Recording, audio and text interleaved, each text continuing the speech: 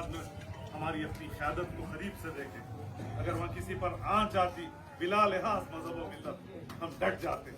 मैं जब बिहार को आ रहा था, बिहार में ही था शायद, 2-3 दिन पहले की बात है। मेरे भाई डॉक्टर कासिम साहब यहाँ पर है, उस बात को आपके सामने रखेंगे कि आपकी बिहार की एक नन्ही मुन्नी छोटी सी 6-7 साल की बच्ची, जिसको इलाज नहीं होने के नाते जान के बिल्कुल करीब जान जाते जाते बची हुई वो लड़की को किस तरीके से एक आवाज पर बैरिस्टर असदुद्दीन अवैसी साहब की एक हुक्म पर, अख्तरुल ईमान साहब की यहाँ से एक अपील पर ये 1 घंटे में किस तरीके से काम किए, इंशाअल्लाह वो आपके सामने बताएंगे। तो मैं ये 4 पंचायतों के तमाम बूथों के जिम्मेदारों से दर्दमंदन अपील करता हूँ कि पूरी अक्लमंदी के साथ काम करें। सियासी सोच और विचार के साथ अगर आप लोग बेड़ा उठाएंगे तो इंशाअल्लाह किशनगंज में अपनी बात बेहतरीन माहौल है। ऐसा माहौल मैंने पिछले 3-4 इंतखाबात में भी नहीं था, जबकि 2019 में भी हम जीते, लेकिन ऐसा माहौल नहीं था।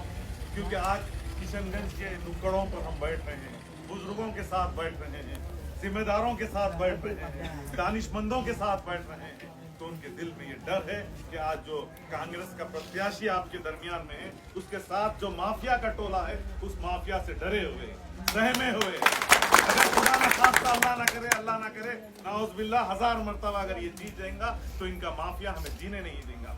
ये पूरे किशनगंज टाउन के जिम्मेदारों की बात है।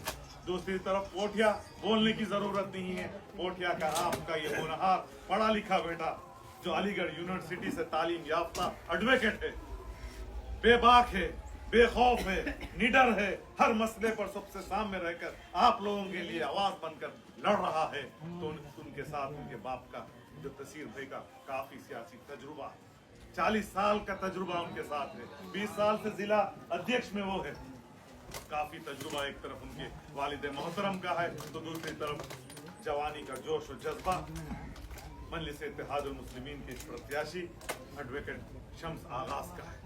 समझिए, सोचिए, कब तक हम दूसरों का काम करेंगे, कब तक दूसरों की दड़ी बिछाएंगे। मैं 2 दिन पहले फेसबुक पे देखा एक तस्वीर, बड़ा ताज्जुब हुआ, बड़ा अफसोस हुआ मुझे, शायद आप लोग भी देखे। 2% वाला उप मुख्यमंत्री बनकर कुर्सी पे बैठा, 14% से कम वाला मुख्यमंत्री बनकर बैठा, और 18 से 20% से ज्यादा हम दड़ी बिछाने का काम कर रहे हैं। अफसोस नौजवानों, अफसोस मिल्लत इस्लामिया के मेरे बुजुर्गों, अफसोस। हमने बरसों बरस क़यादत के लिए गिड़गिड़ाए, सिसकते बिलकते होठों से अल्लाह से फरियाद करे, ऐ अल्लाह हमारे दरमियान में भी एक ऐसे कायद को पैदा फरमा, ऐ अल्लाह हमारे दरमियान में भी एक ऐसी सियासी जमात को पैदा फरमा जो हमारे एहसासात और हमारे जज्बात की तर्जुमानी कर सके।